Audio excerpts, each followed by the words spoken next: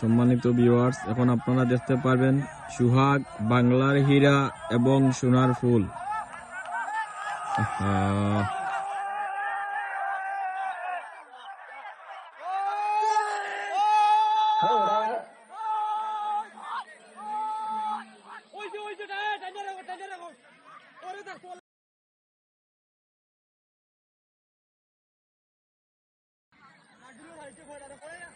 আমরা দেখতে পাচ্ছি সুহাগ ঘোড়াটি এখন অগ্রগামীর পথে, তার পিছনে রয়েছে সোনার ফুল।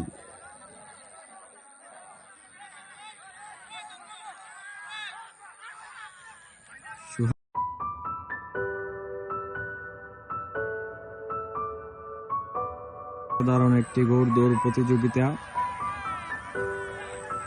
গ্রাম বাংলার ঐতিহ্য।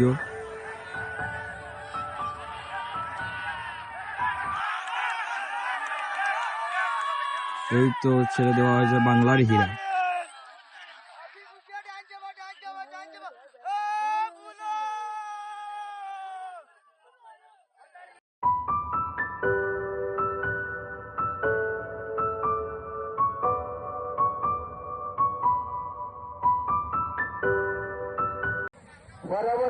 আমরা দেখতে পাচ্ছি সুহাগ ঘোড়াটি এখনো অগ্রগামীর পথে, তার পিছনে রয়েছে বাংলার হীরা এবং তার অনেক পিছনে রয়েছে সোনার ফুল। অসাধারণ একটি ঘোড়দৌড় প্রতিযোগিতা। দেখা যাক শেষ পর্যন্ত কে বিজয়ী হয়।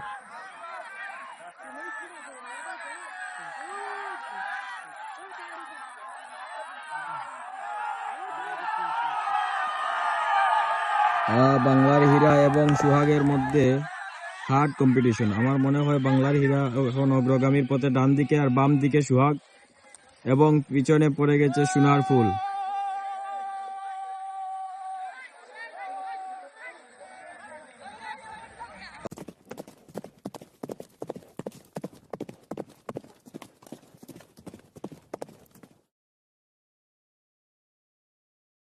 সুহাগ শেষ চক্করে এখনো অগ্রগামীর পথে এবং তার পিছনে বাংলার হীরা এবং তার অনেক পিছনে পড়ে গেছে সোনার ফুল।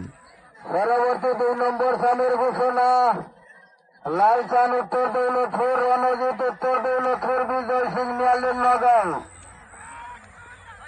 একদিনের মেলাত ফাইনাল দৌড় প্রতিযোগিতায় 3 নম্বর সাম এখন মাঠে। শেষ দৌড়ে দেখা যাক কি হয়।